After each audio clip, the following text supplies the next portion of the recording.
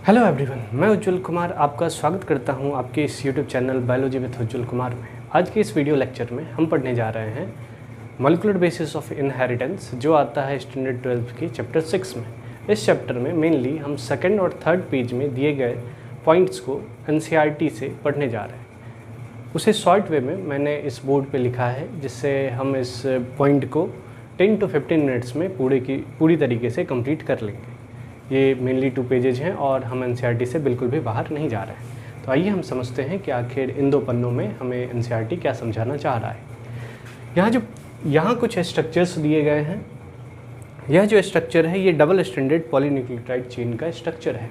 इस स्ट्रक्चर में हम 2 स्ट्रैंड देख रहे हैं। यह ऊपर वाले को, इसे हम फर्स्ट स्ट्रैंड कहेंगे, इसे हम सेकेंड स्ट्रैंड कहेंगे। यदि हम सेकेंड स्ट्रैंड के एंड को देखें तो यहाँ पे OH ग्रुप पाया जा रहा है और अपोजिट एंड पे यहाँ पे फॉस्फेट ग्रुप पाया जा रहा है। और फॉस्फेट ग्रुप के नीचे 5 प्राइम लिखा है और हाइड्रोक्सिल ग्रुप के नीचे 3 प्राइम लिखा है। तो इस तरीके से यह इनकी पोलैरिटी को दर्शाता है कि हेलिक्स 3 प्राइम टू 5 प्राइम में या 5 प्राइम टू 3 प्राइम में अरेंज रहता है।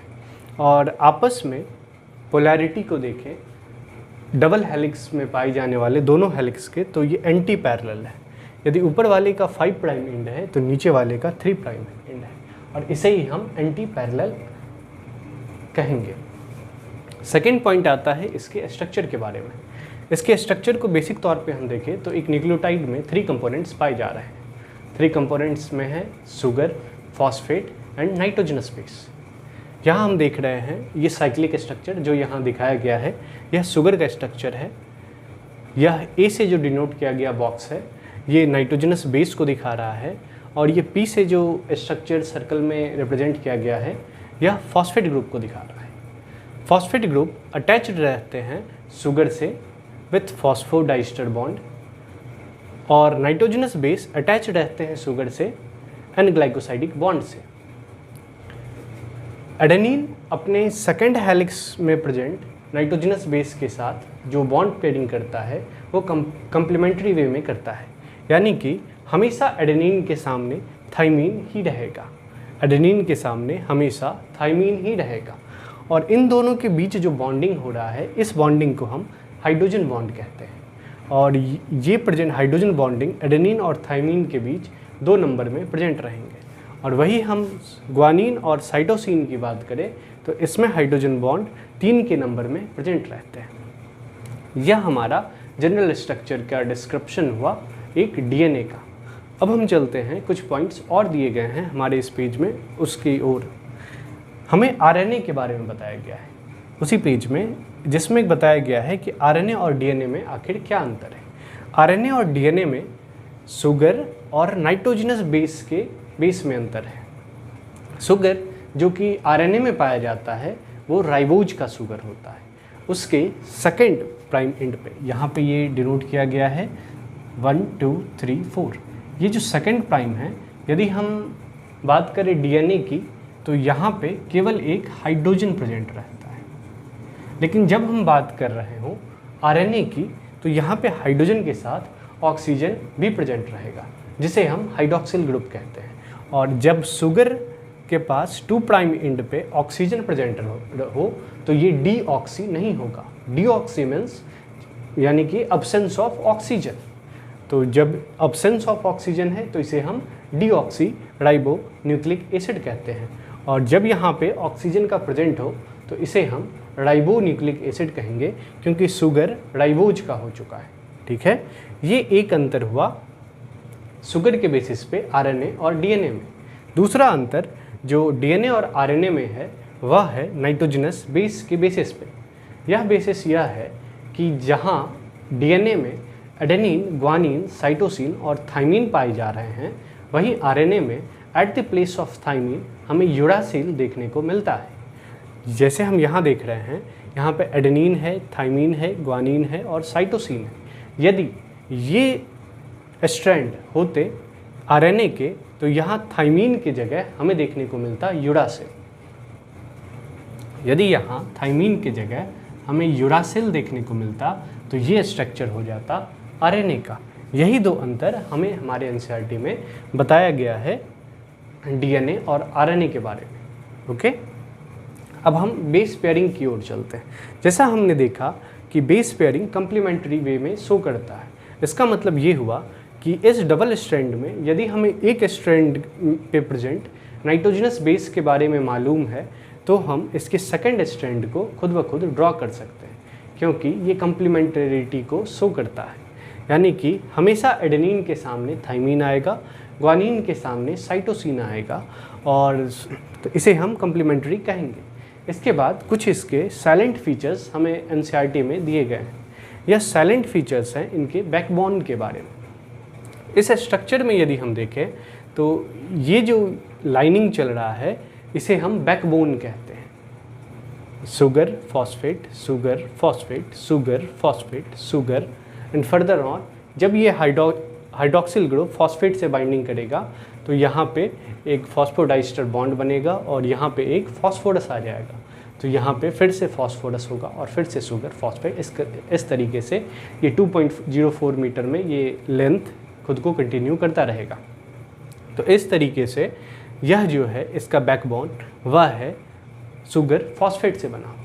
ठीक है, हमारा नाइट्रोजनस बेस इस शुगर फॉस्फेट बैकबोन से परपेंडिकुलरली इनसाइड की ओर प्रोड्यूस्ड रहता है, जो हमें देखने को मिलता है एक स्टैक के फॉर्म में। जो हमें कैसा देखने को मिलता है कि स्टैक के फॉर्म में। स्टैक मीन्स सीढ़ियों में जो हम पायदान को देखते हैं जिस पे हम चढ़ते हैं उसे हम जनरली स्टैक कहते हैं।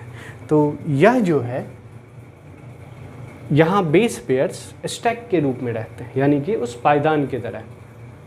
ठीक है, और इनकी एक स्टेबिलिटी की बात भी की गई है। पहला पॉइंट हमने देख लिया, ये बैकबोन किसके होते हैं, शुगर फॉस्फेट के।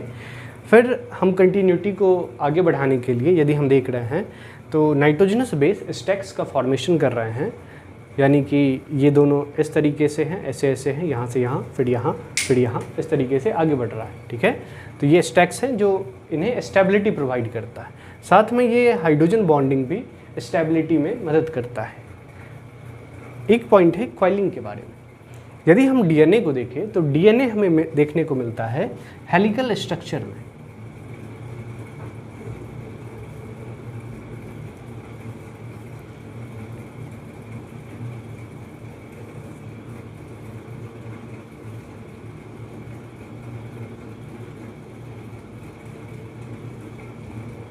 इस स्ट्रक्चर को हम इन जनरल देखें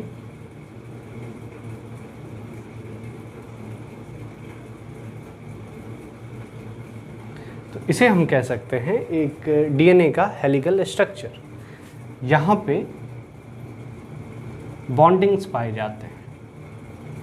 ठीक है, ये परपेंडिकुलरली इनसाइड की ओर जो पॉइंटेड हैं ये सारे नाइट्रोजनस बेस है, और ये जो लाइन है ये फॉस्फेट और शुगर का बना हुआ है जिसे हम बैकबोन कह रहे हैं। और जब जो ये बन रहे हैं तो ये एक स्टैक के रूप में, सीढ़ियों के रूप में ये दोनों के बीच बॉन्डिंग्स हैं।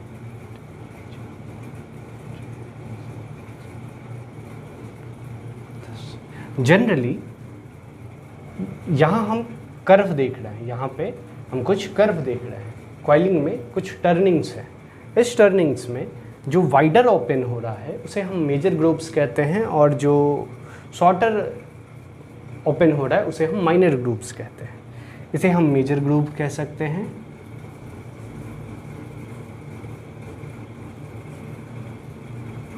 ये पॉइंट्स हमें फर्स्ट 2 पेज में नहीं दिया गया है, ये हमें आगे बताया गया है। ये माइनर ग्रुप कहा जा रहा है।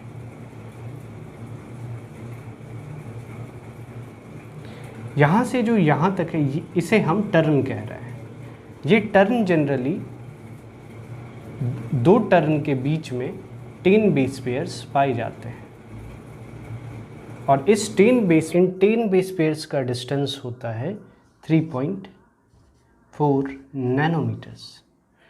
और इस तरीके से हम कह सकते हैं कि 2 बेस पेयर के बीच का डिस्टेंस हो जाएगा 0.34 नैनोमीटर।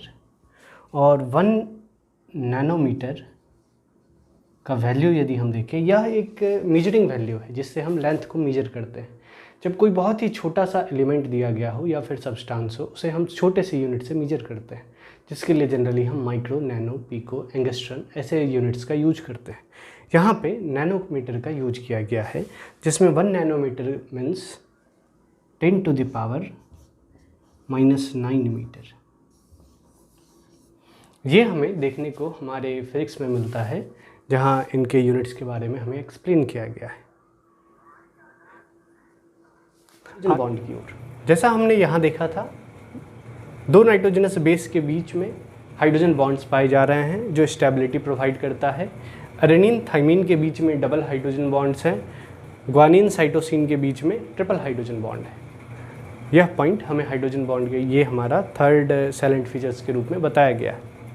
पोलैरिटी जो हमने शुरू में भी देखा था, पोलैरिटी को देखिए तो ये दोनों एंटी पैरेलल है, ठीक है, और 5 प्राइम टू 3 प्राइम इनका पोलैरिटी है। एक पोल पे 5 प्राइम है, दूसरे पोल पे 3 प्राइम है।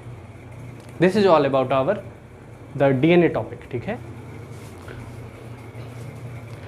ये कुछ पॉइंट्स और भी हैं जो हमें उन्हीं पेजेज में देखने के लिए मिलते हैं। इसे हम अलग से इसलिए पढ़ रहे हैं क्योंकि यहाँ पे कुछ नेम्स का इन्वॉल्वमेंट है। ये कुछ महान विभूतियों का नाम है जिन्होंने इस स्ट्रक्चर को देने में अपना अपना योगदान दिया है। तो इसमें कुछ लोग हैं, 1 2 3 4 और 5 पर्सन्स का रोल दिया गया है। यहाँ मेनली इन लोगों ने क्या किया है, इन लोगों ने डबल हेलिक्स जो अभी हमने पढ़ा है उसे बनाया है, उसे खोजा है। एक व्यक्ति आते हैं यहाँ पे, मॉरिस विल्किंस और रोजलिंड फ्रैंकलिन। इन्होंने न्यूक्लियस के अंदर पाए जाने वाले स्ट्रक्चर का एक्सरे डिफ्रैक्शन के द्वारा एक फ़ोटोग्राफ कैप्चर किया। उस फोटोग्राफ को स्टडी किया है वाटसन और क्रिक ने, और इस इमेज के आधार पे इन्होंने double helix model of DNA हमारे सामने रखा है। जेम्स वाटसन और क्रिक जब फॉर्म कर रहे हैं डबल हेलिक्स, तो इन्होंने इरविन चारगाफ के द्वारा दिए गए कुछ रूल्स को भी अपने लिए यूज किया है। जो रूल्स थे कि एडेनिन और थाइमिन जो हैं डबल बॉन्ड से बॉन्ड करते हैं और ये कम्प्लीमेंटैरिटी शो करते हैं। ग्वानिन साइटोसिन भी कम्प्लीमेंटैरिटी शो करते हैं जो कि ट्रिपल हाइड्रोजन बॉन्ड से बॉन्डेड है। साथ में ये फ्रेडरिक मिक्सचर की बात करें तो इन्होंने 1869 में एक एसिडिक सब्सटेंस को खोज निकाला था न्यूक्लियस के अंदर, जिसे उन्होंने नाम दिया था न्यूक्लियन। लेकिन ये इन सारे कंक्लूजन्स को नहीं दे पाए थे। क्यों नहीं दे पाए? क्योंकि ये समय है 1869 का, और इस समय इतना एडवांसमेंट हमारे पास नहीं था जिससे हम डीएनए के अंदर पाए जाने वाले सब्सटेंसेज को यानी कि इलेबोरेट वे में हम स्टडी कर सके, यानी कि उसे हम और बेहतर से बेहतर तरीके से स्टडी कर सकें, जिस कारण से ये यहीं पे रुक गए। इनके बाद मॉरिस विल्किंस के डिफ्रैक्शन एक्सपेरिमेंट के कारण और इरविन चारगाफ के रूल्स के बेसिस पे वाटसन और क्रिक ने double helix model of DNA हमारे सामने रखा। फिर कुछ समय बाद फ्रांसिस क्रिक ने अपने double helix model of DNA पे और कुछ नई बातों को जोड़ा, जो थे सेंट्रल डोग्मा। सेंट्रल डोग्मा हमें कहता है कि डीएनए से डीएनए का फॉर्मेशन हो रहा है। इस प्रोसेस को फ्रांसिस क्रिक ने नाम दिया रेप्लिकेशन। जब डीएनए से एमआरएनए का फॉर्मेशन हो रहा है तो इस प्रोसेस को नाम दिया गया ट्रांसक्रिप्शन, और जब एमआरएनए से प्रोटीन का फॉर्मेशन हो रहा है तो इस प्रोसेस को नाम दिया गया ट्रांसलेशन। अच्छा, जब चारगाफ अपने रूल्स को प्रोड्यूस कर रहे थे तो इन्होंने साथ में यह भी कुछ पॉइंट्स हैं, इन्होंने ये कहा था, ये हमारे एनसीईआरटी से अब रिमूव कर दिया गया है, लेकिन बस 2 पॉइंट्स हैं, हम देख लेते हैं। इन्होंने कहा था कि सेल में पाए जाने वाले सारे सब्सटेंस यानी कि सारे नाइट्रोजनस बेस जो हैं एडेनिन, ग्वानिन, साइटोसिन, थाइमिन, यदि हम सम ऑफ एडेनिन और ग्वानिन करें, उसको डिवाइड कर दे सम ऑफ साइटोसिन और थाइमिन से, तो हमें वो रेशियो 1 में मिलेगा। यानी कि एडेनिन और ग्वानिन के सम इक्वल होते हैं साइटोसिन और थाइमिन के सम के।